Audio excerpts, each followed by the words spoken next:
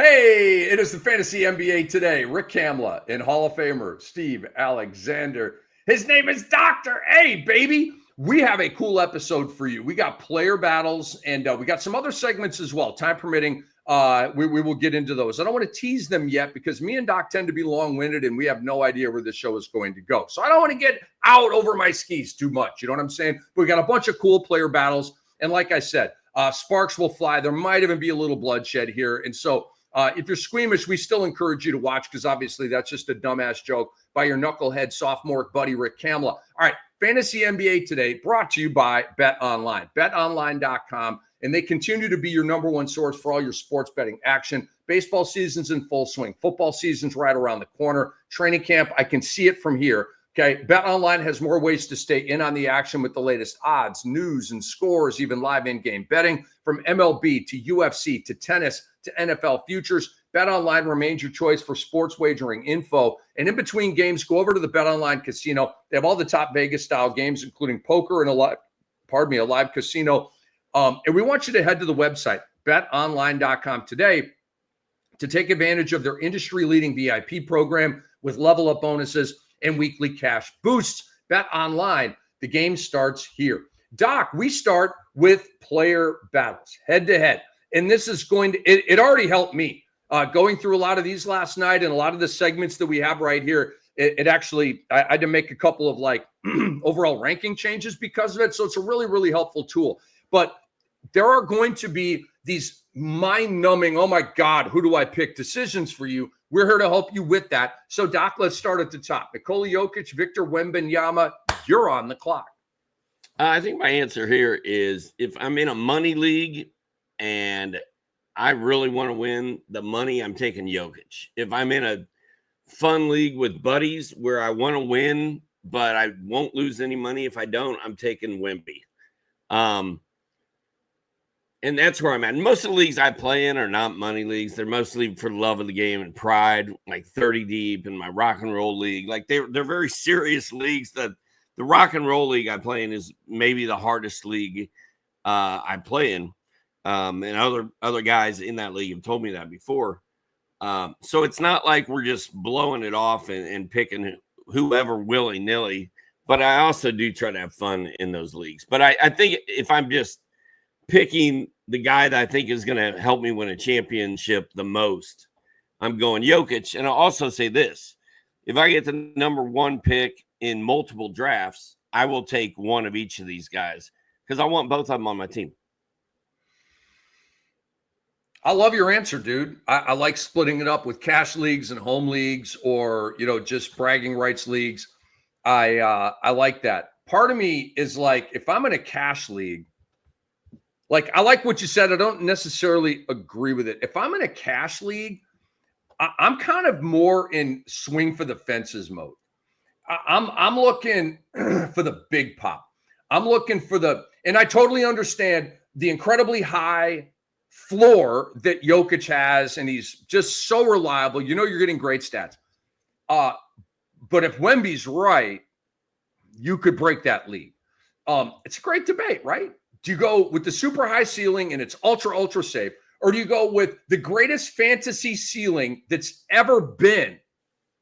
And there's a lot of risk involved. Yeah, and I mean, last year, hell of a tough decision. Last year, I was all in on Wemby.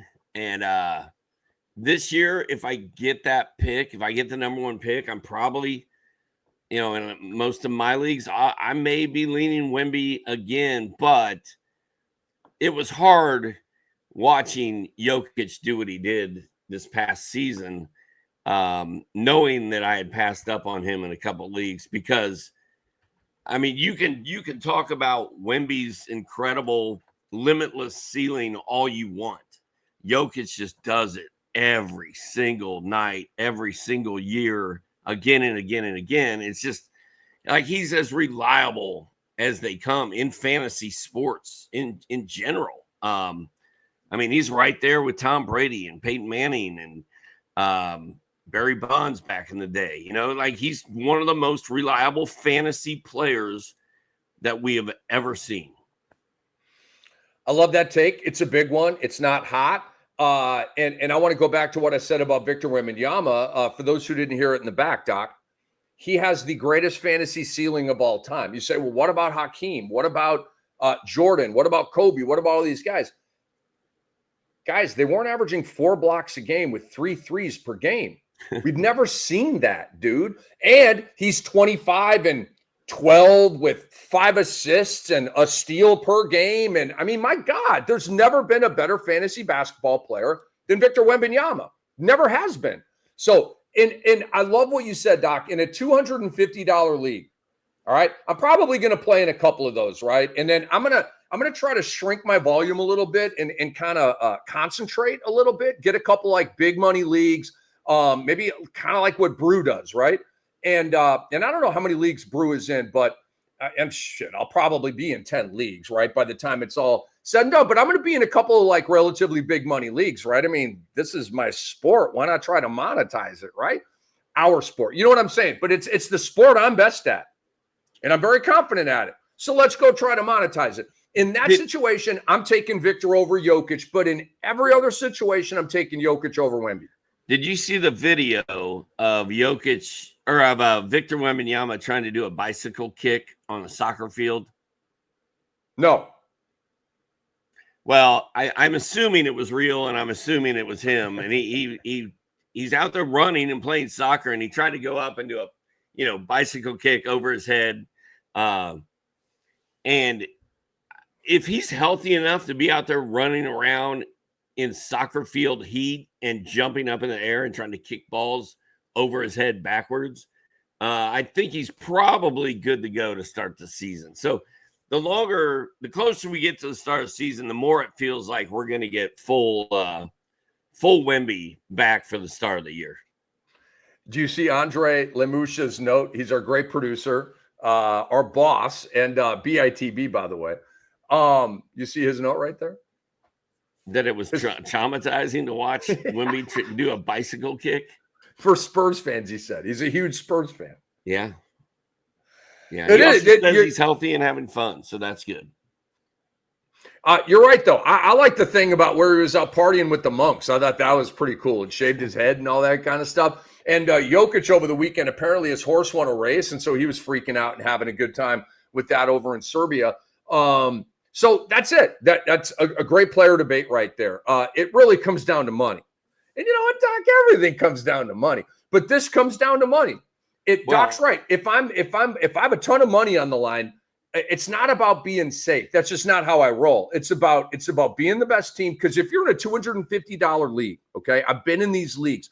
It's sharks, bro. It's not. You look at like the rating levels in these Yahoo leagues. It's platinum, gold, diamond, platinum, gold, diamond. Like it's all the badasses. Okay, there's no bronze, there's no silver, there's no like casuals, right? They're all hardcores. Okay, so to get ahead of all those cats, don't you feel the same way in 30 deep a little bit, which is a 30-team industry league, Doc, and I played in for a long time. Don't you feel like you got to swing for the fences in 30 deep? I feel that same pressure in 30 deep because you got 29 other teams you got to separate from. So you got to that's why I took Kessler last year. Because I was like, I know this pick may suck and blow up in my face, but it also may help me win the league. Like I really feel like you got to swing for the fences in 30 deep. In that league, and you are always in the Final Four in that league, I feel like almost every year. So your swinging for the fences thing works.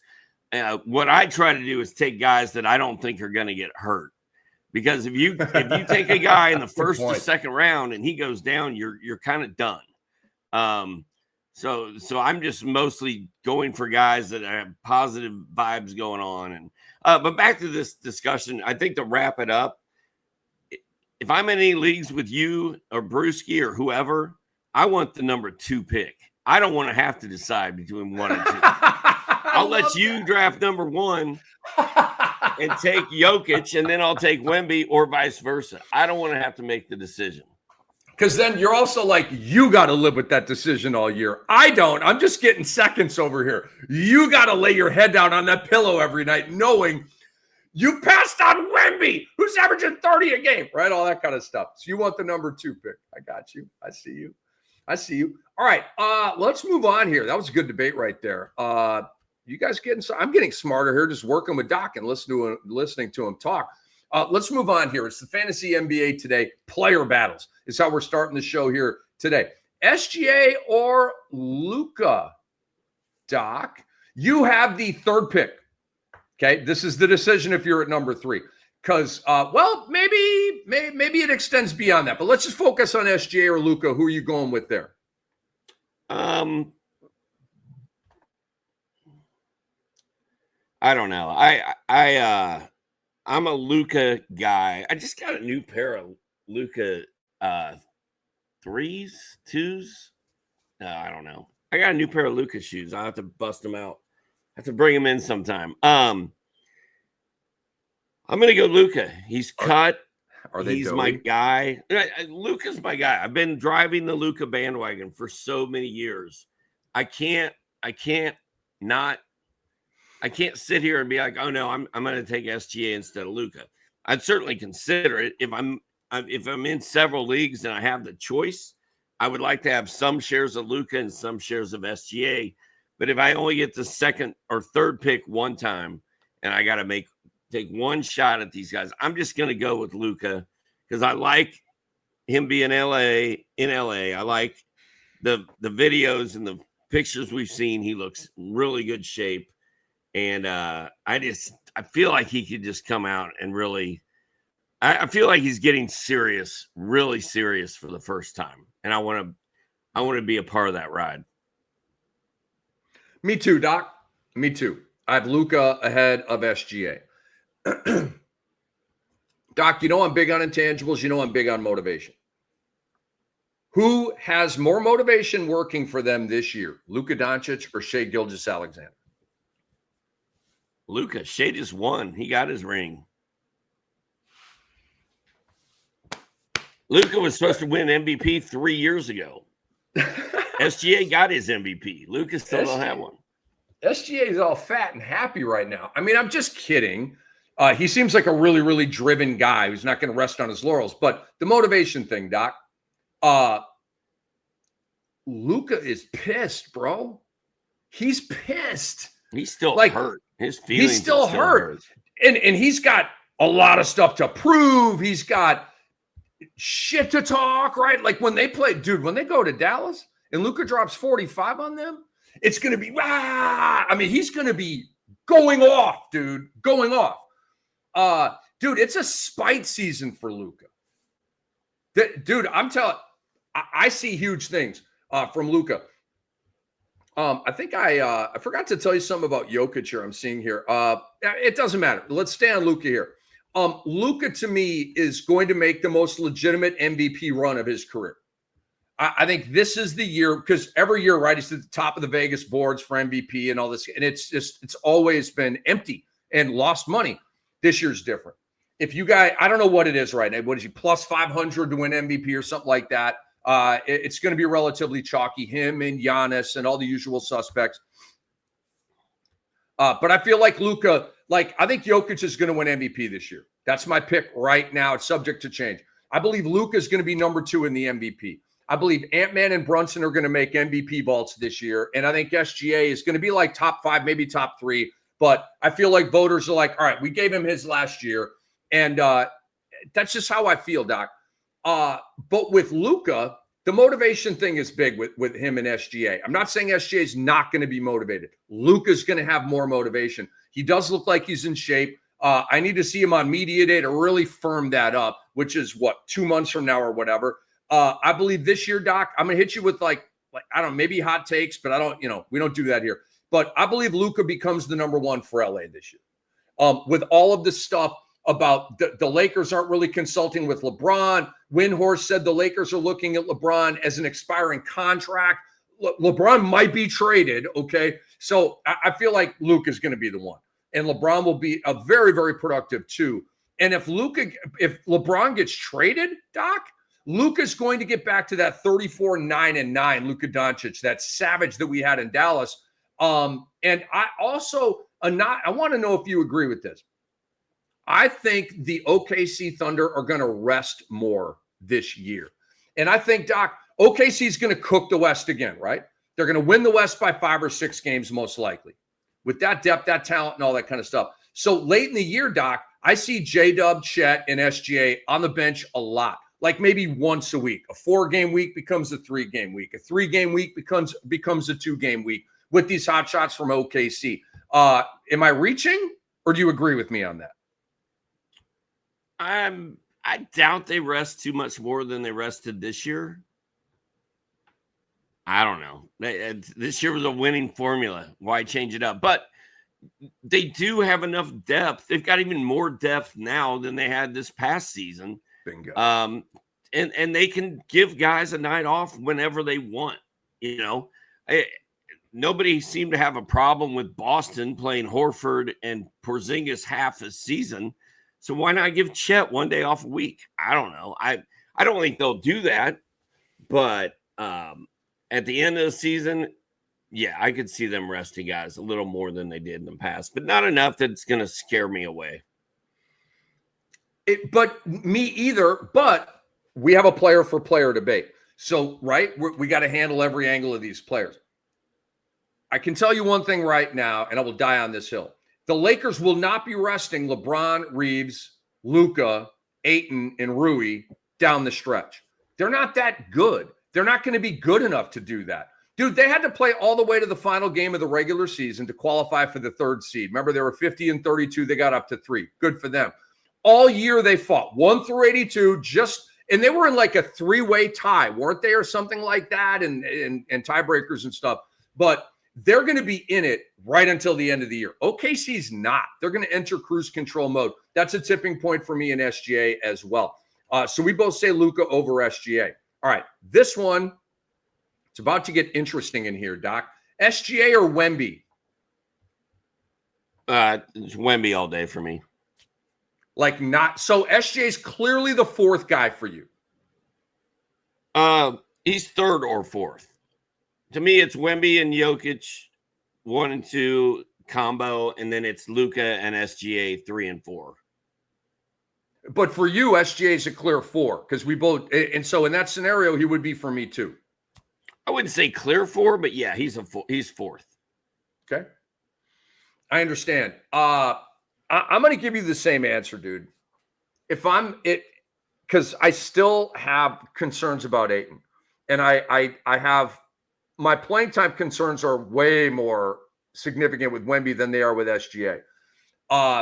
This is probably 2 months from now. I'm going to be saying something different because we got to get some news on Wemby. But I'm still SGA over Wemby. Again, if it's a money league, I'm going Wemby.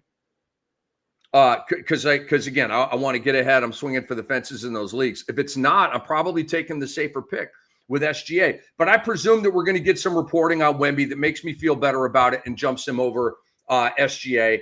And then he would be number 2 behind Jokic. Heck, if we get really, really good news, Wemby would go number 1 over Jokic, but we haven't gotten that news yet. If they both played the same amount of games, it's clearly Wemby over SGA. But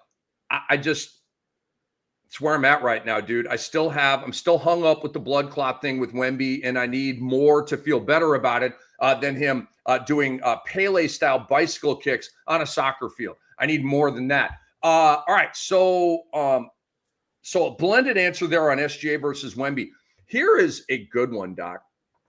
Cade Cunningham versus LeBron James. I like a good youth movement.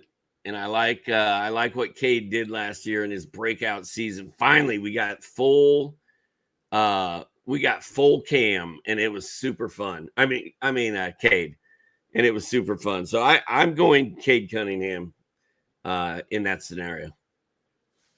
Let me read you their stat lines, Doc, from last year. It's crazy how similar they were. Cade's PRA 26, 6, and 9. LeBron's 24, 8, and 8. So if you add that up, that's 36 for Bron, and let's see, 15. What is that? 41 for Cade. 15 plus 26 is 41. Advantage Cade, right? 5+ digits in the PRA. Blocks, Cade was 0.8, Bron was 0.6. Nominal difference, very close. They both were at exactly 1 steal per game. 1. they both were at exactly 2.1 threes. Like, that's crazy, right? The fantasy gold almost identical with Cade and LeBron. Cade gets an advantage in the PRA, the counting numbers. Cade was 47 from the field. Bron was 51. Cade was 84 from the free throw line. Bron was 78. These guys are super, super, super close statistically. And check this out, Doc. They both played 70 games last year. And I didn't know all that before we set this up and I started digging on. I'm like, God dang, their numbers are almost identical. And I did not realize that until that moment. The only reason I say Cade is me age shaming LeBron. And I'm getting 5 more PRA digits, and there is possible a little bit of downtick from LeBron. Possible. I don't really think it's going to happen, but it's possible. Is it possible that there's a downtick in numbers for Cade Cunningham, Doc? I don't think so. Me either. That's my point. Maybe with LeBron, definitely not with Cade. And then you've just got a younger player whose arrow's going straight up. LeBron James might be in his final season, although I think he's playing 2 more, Doc. But this might be his final year. How old is LeBron? I've lost track. Is he 41? Is that his age right now? Is 41 in December, right after Christmas. He turns 41. So he's 40 right now. Cade will be 24 when the season starts. Wow. I feel like we're always adding a year to LeBron, anticipating his, New Year's Eve birthday or something, day after Christmas, whenever his birthday is. It's somewhere around there. How do I know? I celebrate it with him. Kidding, of course. So we both say Cade in the head-to-head with Cade or LeBron. Ooh, dude, I did the digging on this debate last night, and I was like, this is going to be a good one. Because, again, the stat lines are like mirror images almost. Kevin Durant and LeBron James. You're on the clock. They're both available. Let's say you need a forward. Who are you taking? If LeBron is on the Lakers, I'm taking LeBron. Why?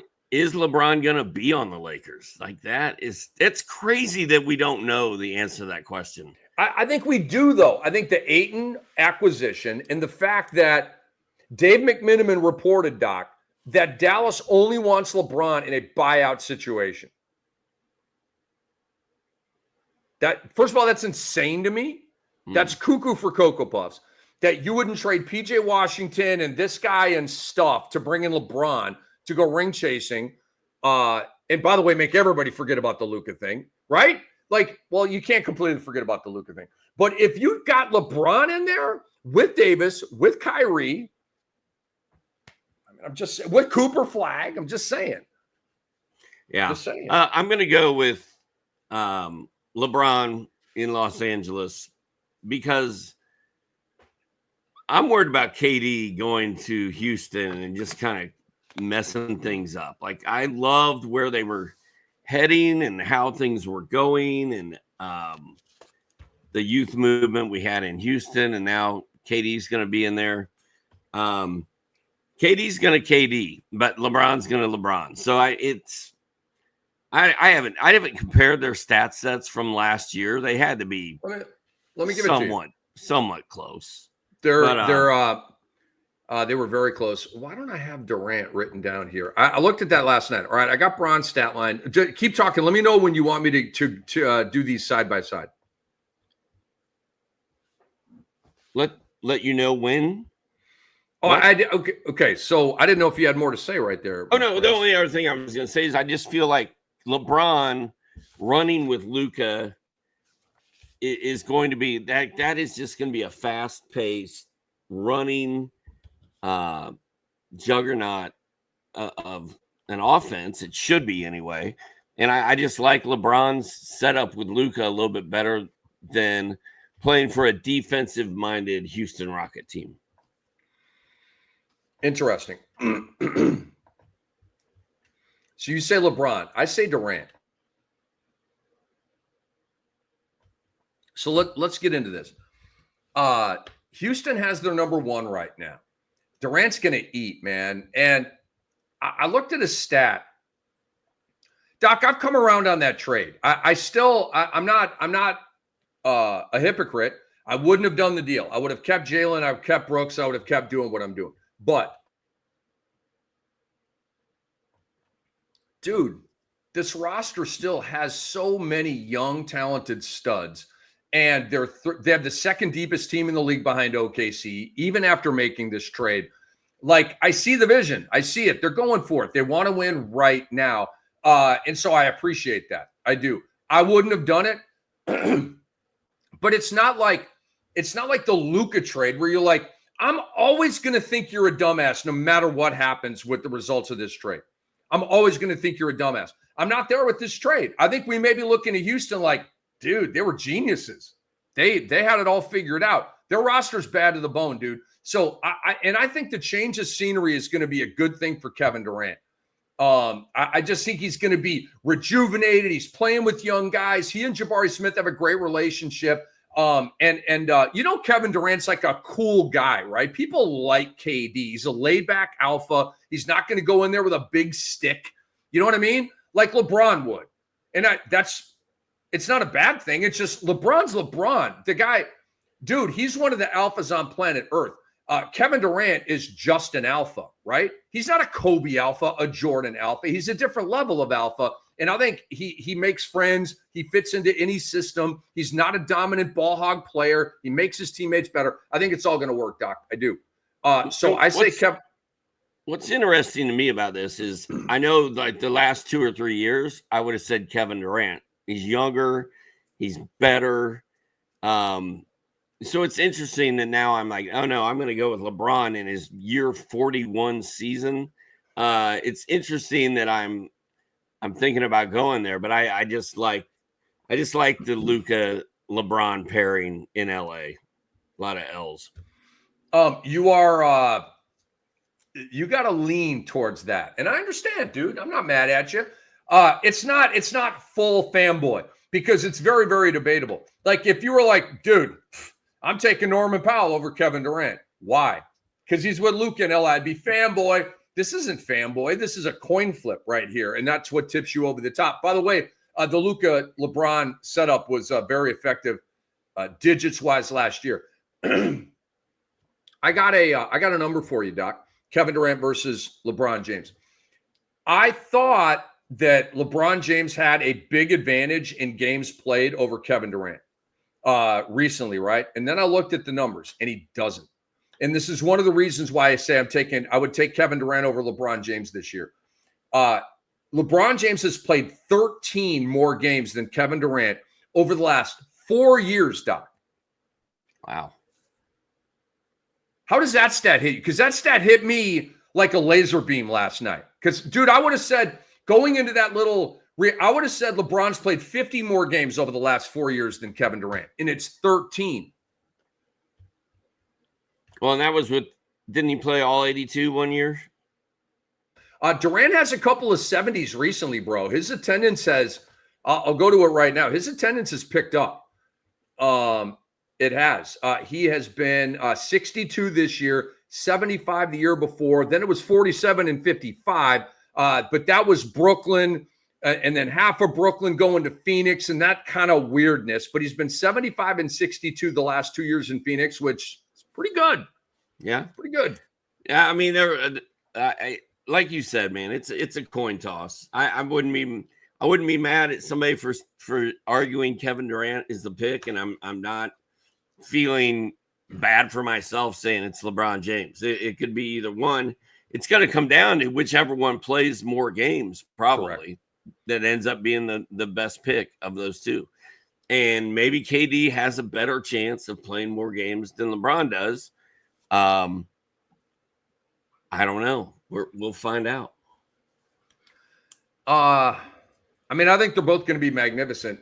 I think the change of scenery is going to lead to a little bit more oomph from Kevin Durant this year, like we talked about. And LeBron James may be traded. They're treating him like an expiring contract. Expiring contracts are usually dealt. Maybe he's traded. What is his role at that point? I don't know. But it's a coin flip deal. It's a 51-49. I'm going Kevin Durant right now. Let's get to Tyrese Maxey or James Harden. Doc, This is another mind bender. This one took me a minute to vet last night. Like, not just a minute, but like an extended minute.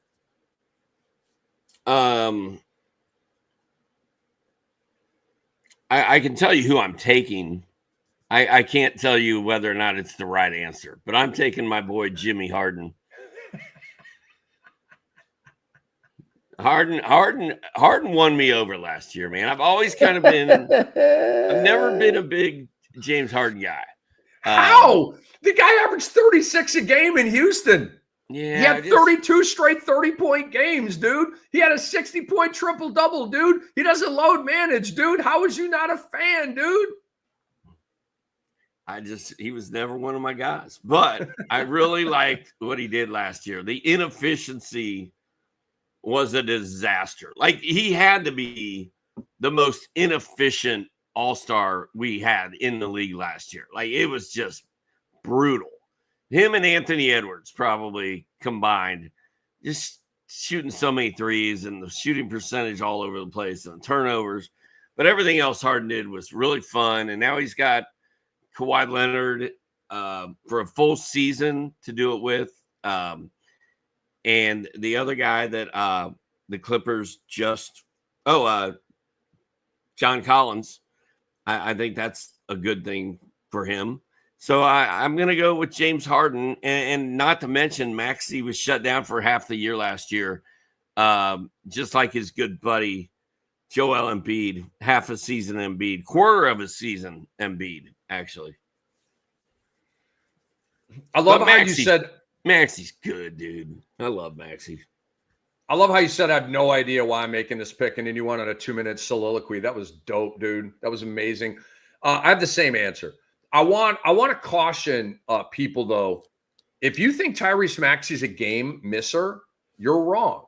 Yeah. Last year, they I'm not saying this to you, Doc, and getting all puffy with you. I'm just saying I want to please don't get that in your brain. That was a temporary tank by the 76ers to preserve their draft pick. And you know what, Doc? That was a pretty fucking good move, dude. They got VJ Edge come out of the deal, 3rd overall pick. He absolutely killed it in his first summer league game. He may suck, he may rock, he may go to the Hall of Fame, he may go to the Hall of Shame. I don't damn know. But you know what, Doc? They turned that tanking into the 3rd overall pick. That's good GMing, dude. And part of it was shelving Tyrese Maxey. So I'm not worried about Maxey and games played at all. I'm not either.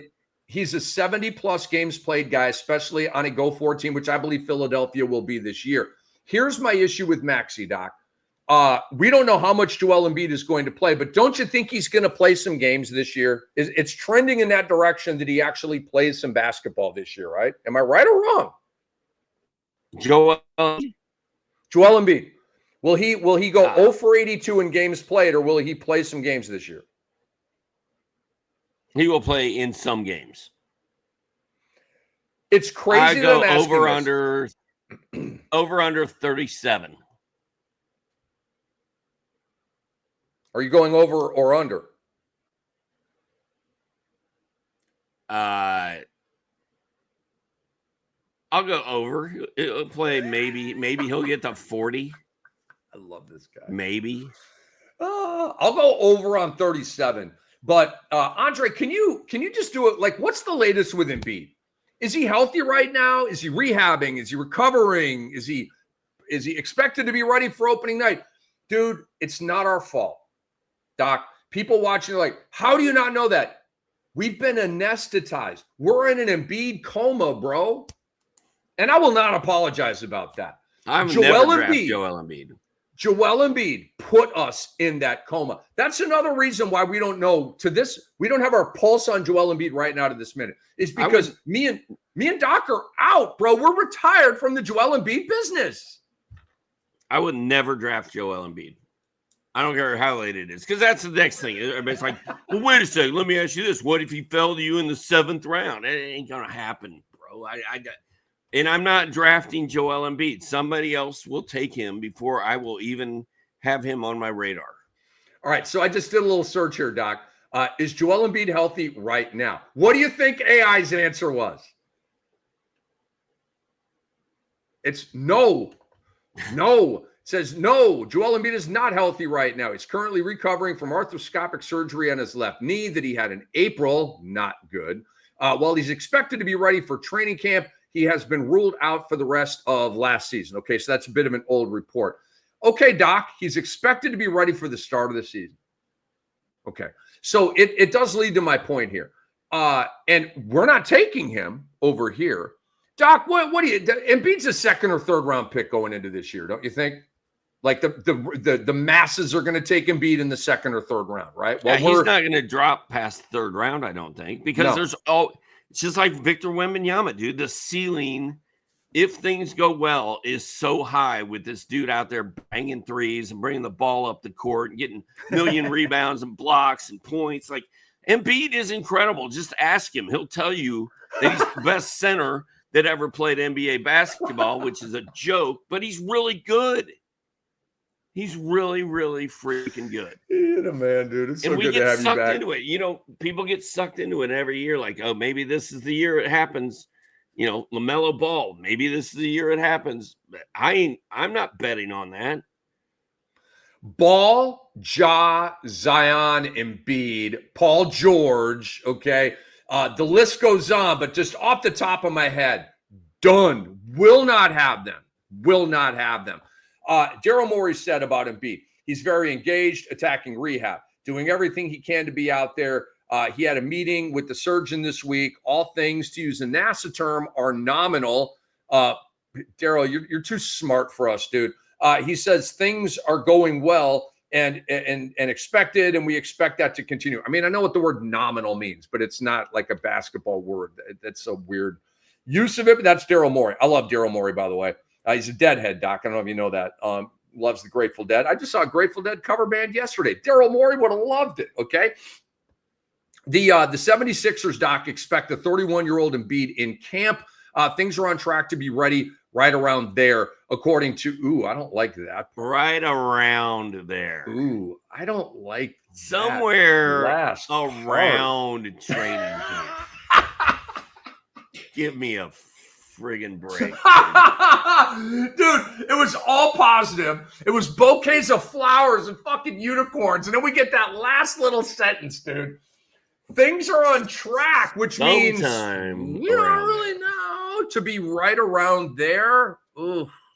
Dude, throw another log on the bonfire that is Cam and Doc not drafting Joel Embiid. You just threw another log on that. So your point that we started off making before we went off on a Embiid tangent was Maxey does not miss games, and he's going to be playing with Joel Embiid at some point this season.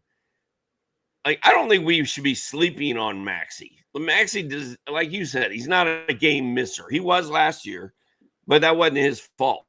He was probably not even really hurt. Agreed. They curbed him. And he's a gamer. Like, he doesn't want to miss games. He wants to play every night. Love it. I love it. But in theory, Doc, Joel Embiid and Paul George are going to play this year and be moderately healthy. In theory. Okay. What is that? 40 games, 50 games, 100 games combined between the two? I don't know. But you know what? When those guys play, Tyrese Maxey is going to have a really hard time averaging 26 points a game, in my opinion. Okay. He was 26 PPG last year. Can he maintain that with Embiid and Paul George and Oubre? And presuming they bring back Quentin Grimes, and you've got kind of a nasty bench there in Philadelphia as well. I don't think so. I'm going to bet against Tyrese Maxey duplicating 26 points a game. My answer, Doc, is Jimmy Harden. And I love that. I copyright Doc on that. That's not mine. It's his. And I think it's hilarious. Harry B for Harry Barnes. All these nicknames Doc has are hilarious. But let me take you into the stat lines here for Maxey and Harden, okay? And I want to say before I give you these stats, I trust Harden to maintain last year's stats this year a whole lot better than I do Maxey. Tyrese Maxey's PRA was 26, 3, and 6. Okay, that's 35 total. 26, 3, and 6. Harden was 23, 6, and 9. That's 38. 23, 6, and 9. Okay, so Harden's plus 3 in PRA. Harden is plus 0.3 in blocks, 0.7 to 0.4. Okay, Maxey had him by 0.3 in steals, 1.8 to 1.5. virtually identical in 3 balls. Maxey was 3.1, Harden was 3, and the percentages by a little bit go in favor of Maxey. The 3 ball and the free throw are basically identical, and it was 44 from the field for Maxey, 41 from the field for Harden. So my answer is Harden, Doc, because I think Maxey's coming down probably a little bit in steals. 1.8 is a big number. That's going to be tough for him to duplicate. 26 PPG is going to be tough to duplicate. And I think you can wash, rinse, and repeat that stat line from James Harden. There is no reason for me to believe that James Harden won't do that stat line. No, and now I think the fact that they got another big man to help Zubac down there, and they got rid of Norman Powell, which frees up more space for Harden to work in and roam out there where he likes to hang out. I think those both work in his favor. And I think we're still going to get a ton of points, a ton of assists, hopefully more efficiency this year. Man, if he improves his efficiency, then it's not even going to be close.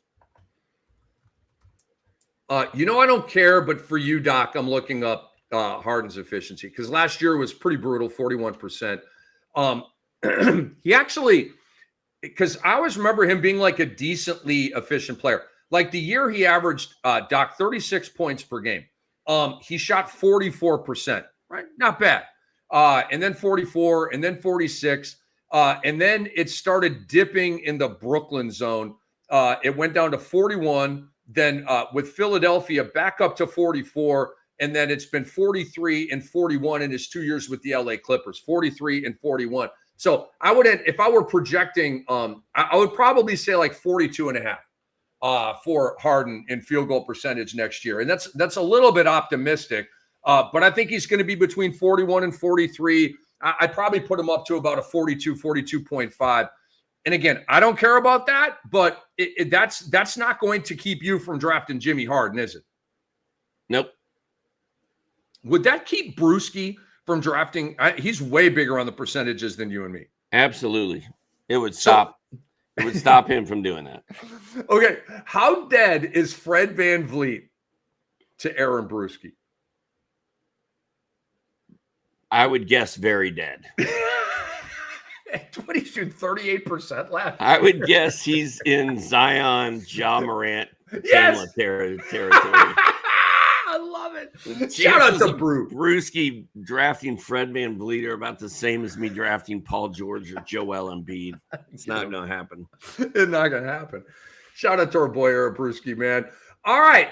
So we both say James Harden over Tyrese Maxey. I think we both agree that it's close. Okay.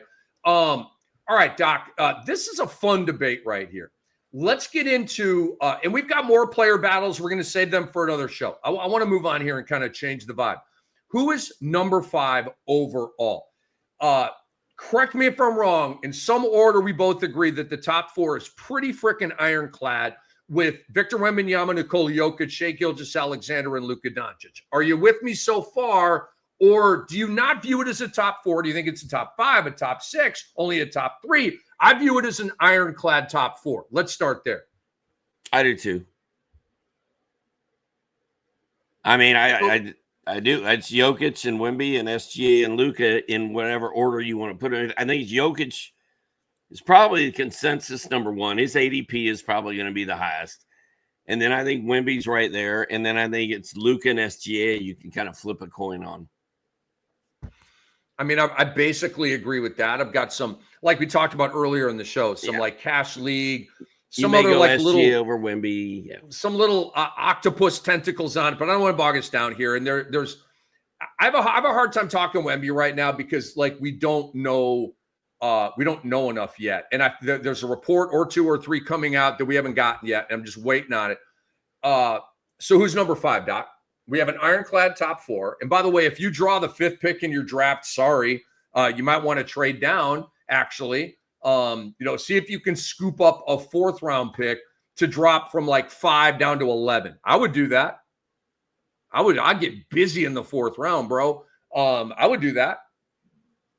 Would you do that? Let's start there. Would you trade down if you get the 5 in a draft? Yeah, probably. If I I find would, somebody that because wants to trade. the guys we're going to be about talking about here, Giannis, Cat, Anthony Davis, Anthony Edwards, Trae Young, Cade Cunningham, guys like that. Okay. Is there really a hugely discernible difference from all those names I just said? Okay. If They're all very much in the running for this 5th overall spot. So if I could trade back 5 or 6 spots, I'm still getting one of these guys that is currently in the running for the 5th spot, plus another pick. And if Halliburton didn't get hurt, to me, Halliburton was going to be a clear-cut number 5 guy. And at that point, I wouldn't. But now that Halliburton's gone, you're kind of flipping a coin between Cat and Giannis and Anthony Davis and Trae Young and Ant. So and Cade Cunningham. So really, I'm fine with getting any of those guys here, and I'd rather trade down and get better picks later on that might help me win. It's tough in Yahoo leagues where they determine the draft order a half hour before the draft, right? You know, like that's going to be a hard scenario. You're probably stuck at 5 in that spot. But if you have some ramp up to the draft and you know you're in the 5 hole, then I would explore. Again, nobody's giving you a 3rd round pick to move down 5 spots in the 1st round. I think you could get a 4th round pick. Start there. No, they reject the trade. Do it for a 5th. They reject the trade. I would do it for a 6th. I would not do it for a 7th, but I would go 4th, 5th, and 6th round and just like offer. If it's a no, then you move on with your life and you're stuck at the 5 hole. And yes, that sucks. So you would say Halliburton if he were healthy, but he's not healthy. Who's the 5th pick? I think it's probably Anthony Edwards. I think. I don't do Giannis because of the free throws. I just am not a Giannis guy. Can Cat do what Cat did last year again for your Eastern Conference champion New York Knickerbockers? Even though Tibbs is gone and they have no bench. Yeah, I don't know about that, buddy. So I don't know if I trust Cat to do what he did again. Anthony Davis, he couldn't even make it through his first game with Dallas last year because the dude does nothing but get hurt. And one year he was healthy. Kamla was all over it. And just got lucky. And I don't feel like Trae is he's at a different level than those guys. He's just not as good as them.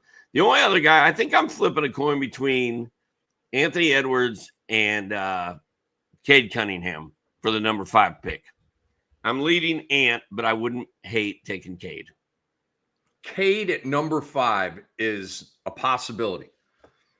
That's crazy. I'm not saying it's incorrect. I'm just saying, think about where you were a year from now.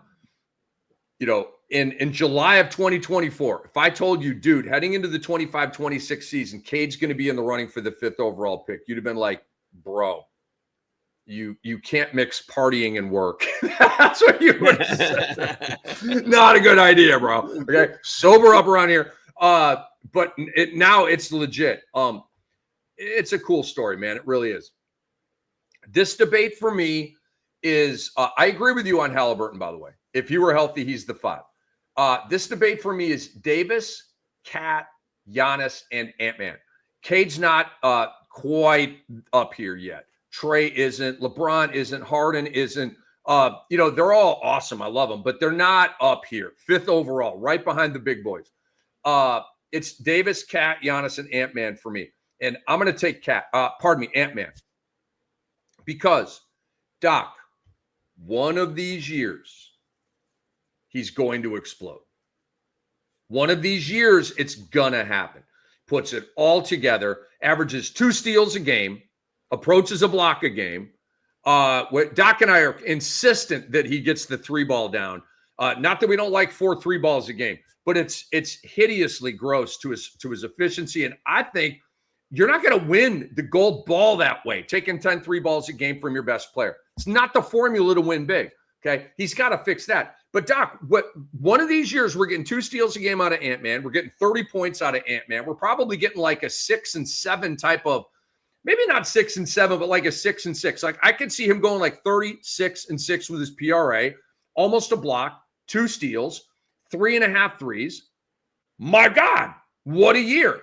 And here's the thing, dude. If I'm at 5 and I'm like, God dang, man, I'm at 5. The guy before me took SGA. Like, what? How do I compete with that?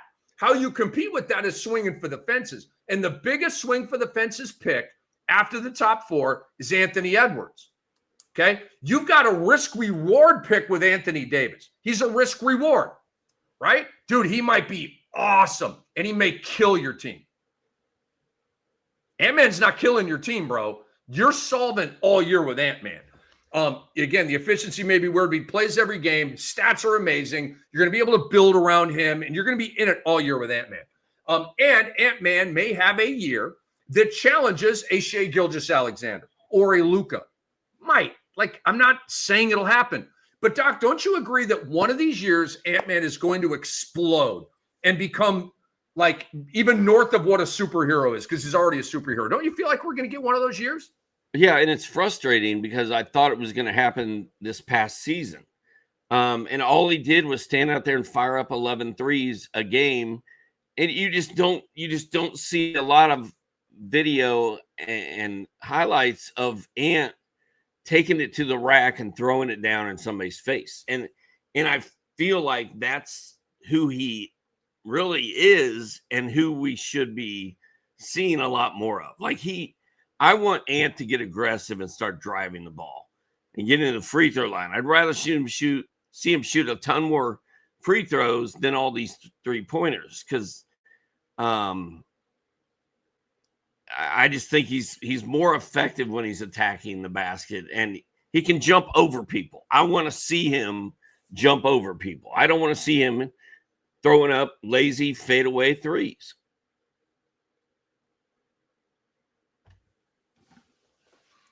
Doc, what is one of the most tried and true statistical formulas for winning? I know it's too open-ended of a question for you to answer. Getting to the free throw line. SGA. Getting to the free throw line is how you win. SGA. It's how you win. Dude, I know Harden sucks in the playoffs, but did he not win in Houston when he was winning MVP and when he was averaging 30 points every single game? They were winning, right? They were a 50-win team, right? Wasn't that the D'Antoni days and all that kind of stuff? Yeah, and he was going to the line like 13 times a game. And they were winning. It's not a coincidence. Ant-Man's got to get to 8, 9, 10 free throw attempts a game, dude. And I can't remember who we had on. Somebody was on here telling me, it might have been on my NBA show, that Ant-Man's working on his post-up game this year. Ooh. Have I told you that yet? Did that same person tell you that Ben Simmons was working on his 3-point game? No. Andre, can you remember who told me that? A lot of episodes, a lot of shows. I'm sorry. I don't mean to be disrespectful. I can't remember who told me that, but I was like, ooh, Ant-Man working up on it. Oh, Scoopy Robinson told me that. That's right. Thank you, Andre. Bro, Scoop brought it last Monday, man. Give us a ton of good intel, including that. But I was like, Ant-Man in the post? Yes.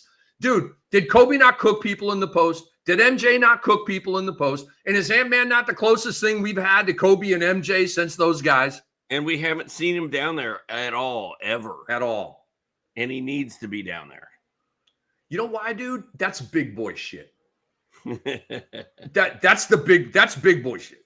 I won't say it again. Like, Jason Kidd was a post-up point guard. Mark Jackson was a post-up point guard. Magic Johnson was a post-up point guard. Isaiah Thomas did some low-key backing you down, but not a whole lot. He was more Jalen Brunson. Jalen Brunson spends a lot of time down there. Thank you. It's heady. It's smart. It's effective. 2's better than none, okay? Ant-Man, fade away from 28 feet. Clang. Dude, I'd much rather have a soft little turnaround jumper from 12 feet, right, Doc? Yes. So I say Ant-Man at number 5. That was a cool So we both have dude. Ant at 5. And last year he went 7th in 30 deep last year. AD went 5th. Giannis went 6th. And Anthony Edwards went 7th. So I think Anthony, and that was a little bit of a reach, right? Because I think the consensus was we should be looking at Ant more between like 10 and 12. But some of us were like, no, man, he's going to take over the league. Because the NBA wants Ant to be the face of the league. They do. and the door is open, and he just won't walk through it. He gets to the door, and then he drops a fadeaway 3 from 28 instead of just walking through the door. Like, Luka's the same. Dude, Luka's very similar to that. The door's been open for Luka to just grab this league, bro, and he hasn't done it yet. But Luka's not going to run down into the paint, jump over people, and throw it down in their grill. And Ant wants to, in his words, run people over and kill them. But he's not really doing it anymore. He's just kind of getting to the person he's supposed to be killing and pulling up with a fadeaway. Hopefully Ant-Man didn't go Hollywood. I don't think he did, Doc. I don't think he did, or he has, or he will. But Jimmy Butler did. He was in a big movie. Bro, do you remember how hardcore Jimmy Butler was coming out of Marquette, the Chicago days, the early Miami days? What a freaking warrior and badass he was. Like, playing every game. The stats were great, competitive as hell. Like, none of the bull crap, right? It was just, from Jimmy Butler. Dude went Hollywood, man. Yes, like, he did. Ant-Man is a hardcore, rough you up alpha like that. If it happened to Jimmy Butler's soft as tissue paper right now, man. And he used to be like literally Draymond Green hard. And now he's soft. Ant-Man, please don't succumb to that. Dude, do the commercials. Grab all the bags you can, but don't go soft about it. Jimmy went soft, bro. Let this be a cautionary tale to you, Ant-Man. Don't follow Jimmy Butler's I go all Hollywood footsteps. All right, rant over. That was cool. Let me give you one more guy, Doc. And let's keep this conversation to a minute or two, and it will tease like further conversations. I don't know about you, but I have a huge Devin Booker opinion this year. Huge. He, to me, is in the running for the 5th overall pick in fantasy basketball. Wow. I see 30 points a game. I see 7 dimes. I think he's going to go crazy in Phoenix without Durant and without who else did they and without Beal. I think Booker's going to go off, bro. Do you share my opinion? He should go off. But I ain't taking him at 5. Is he, would you consider him versus a Cade? Would you consider him versus a Trey? Or is that a simple decision to go with a Cade and a Trey? I'm probably going with Trey because of the assists. I'm probably going with Cade because of that same thing. But I mean, maybe this is the year Booker is more than just a one-trick pony. Because that's the thing. He's never had like a super friendly fantasy game. He's always been good, but not great. Maybe he's ready to go great because he's a one-man wrecking crew now. I don't know. Just teasing it for further conversations. And it's worth thinking about. He's in the running for me at number 5. All right, guys, in episodes to come, we're going to talk draft groups, and this is going to be draft groups. No clue. That was going to be hard to say. So, for example, Giannis, AD, or Cat. How do we stack that? Ant-Man, Curry, Trey. How do we stack that? So we've got some cool groups figured out for you, and we'll stack those. Those are coming up. We have the top 5, and this is all fantasy. Top 5 at every position. Your top 5 fantasy point guards, top 5 fantasy shooting guards, and on down the line. So that's an example of some of the cool content that we have coming up. Obviously, we are with you here on Tuesday. I want to tell you about Wednesday's episode. We're going to be joined by William Harris. He is a draft expert, so we'll be talking rookies, summer league, projecting ahead, all that stuff. And then on Friday, we'll be joined by Mark Camaro. He's our NBA Dynasty lead, and he will be joining us on Friday on the Fantasy NBA Today. It is Rick Kamla. It is Hall of Famer Steve Alexander and Mr. BITB, Andre Lemouche. You never see him. You never hear him, but he's always lurking. He's not judging. He's lurking and orchestrating the fine program you're seeing right now. And our sponsor, Bet Online, deserves one more valiant shout out before we get out of here. So go to betonline.com and see what's up over there. Go to sportsethos.com and subscribe to our work. And go to your favorite app store and download the Sports Ethos app. It's completely free and it's totally badass. We will see you on Wednesday with another episode of the Fantasy NBA Today.